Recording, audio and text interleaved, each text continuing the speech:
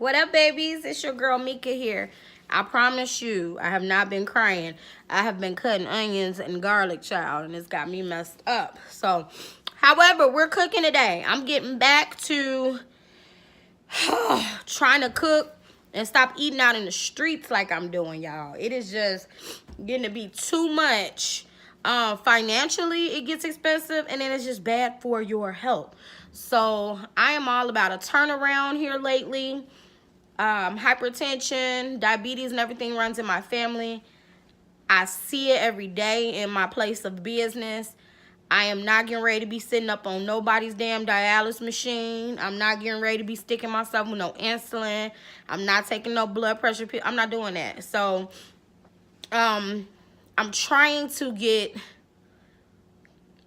consistent with cooking at least 3 times a week, at least. So, today we are cooking, y'all. I think I'm going to do balsamic meatloaf, and some mashed sweet potatoes and some green beans. So stay tuned. All right, so to kind of get me started, I minced up 2 cloves of garlic here. This is a little bit of parsley, and up here is an onion, a half onion that I'm saving for later. In this bowl right here, I did balsamic vinegar and ketchup mixed together. That's going to go on top of the meatloaf, the loaves or whatever, once I form them up. It's 1 tablespoon of vinegar, and this was a couple tablespoons of ketchup. Then in this bowl, I have the ground beef. It is like, I think is 85-15 or something like, I don't know. It's got a little bit of fat, but it's lean. Panko bread crumbs. And the other half of this onion, I grated down in there. Because I like onion, but I don't want to bite into chunks of it. You know what I mean? And then some salt and pepper over to the side. Some salt and pepper to season. So what I'm going to do is I'm going to mix up the beef. I'm going to add the garlic and the parsley into the bowl. Mix it up. And then I'll come right back once we start shaping our loaves, and I'll show you what to do. In the meantime, you need to have your oven set to or preheated to 450 degrees and go from there.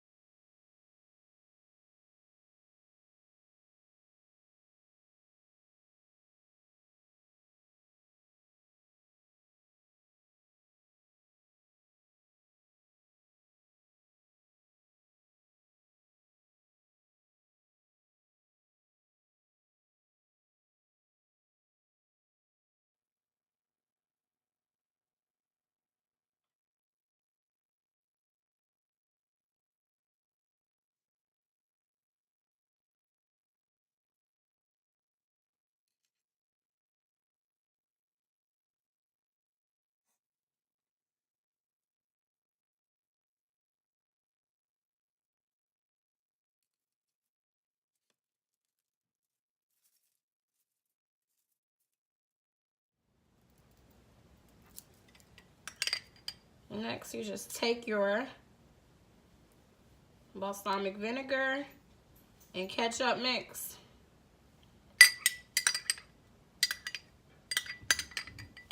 Right on top of your loaves. Cute little mini loaves.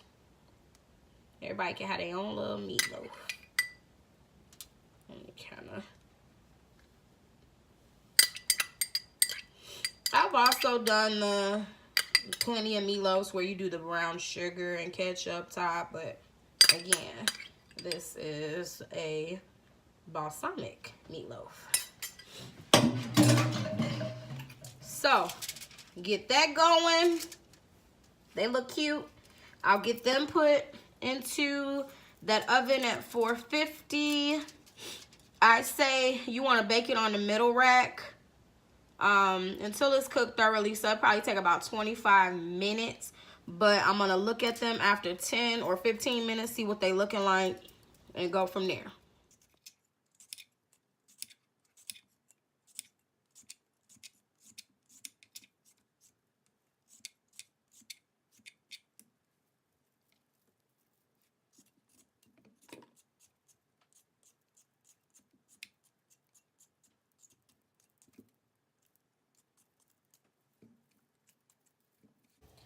So after you get your sweet potatoes diced up, you're going to put it into a medium-sized pot. You're going to put enough water in it to cover it by maybe 2 inches.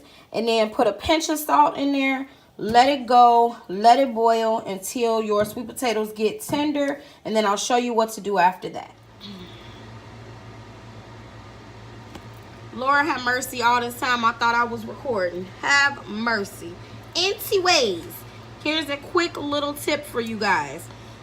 The same pan that you cook your meatloaves on, take them out maybe 10 minutes after your meatloaf's been in there. Get your green beans, toss your green beans in olive oil or whatever oil you're choosing, coconut oil, whatever you want. Toss it in there. Sprinkle with a pinch of salt and black pepper. Salt and pepper goes a long way, y'all. Honestly, if you use a meatloaf that has a higher fat content than what I'm using, I would saute and not saute. I would like combine that oil, that fat that rendered from those meatloaves, and I would toss the green beans right in that and then add my seasonings. That would be so good. But again, I use the leaner meat. But that's that. What you would do is put this back into your oven for another 15 minutes until your green beans are tender or slightly crisp. As I was saying in the video that I thought I was recording, I am one that prefers my green beans, my vegetables, period, on the crispier side. Now, I can get down and slow cook and cook soul food just like the rest of them. However, I do prefer my vegetables on the crispier side for me. If I'm cooking for my family or something, I definitely have to do it the traditional Southern way. Because if they bite into anything and it's crispy, they going upside my head. So, for me, I prefer mine this way. But you do it however you like. Put that back in the oven and I'll be back. Okay, now that the sweet potatoes got good and tender, what I did was add some butter and some honey, and I'm gonna kind of mash it up. Now the crazy part is, out of all the damn kitchen gadgets I have, the one gadget I don't have is a potato masher. Ain't that awful? Feel free to send me one, anybody. Yeah.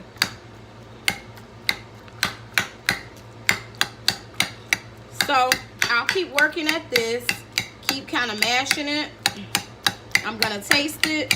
If it is not sweet enough to my liking, I will be adding some brown sugar and perhaps a little more honey. That's just me. I like my sweet potatoes sweet. I'll be back when it's time to plate.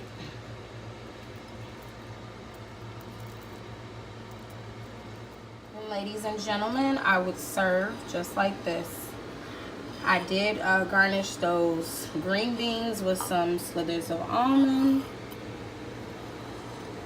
You see that glaze on top of that meatloaf? Sitting on a bed of mashed sweet potatoes. Enjoy, babies. Be good to others and definitely be good to yourselves. Mwah!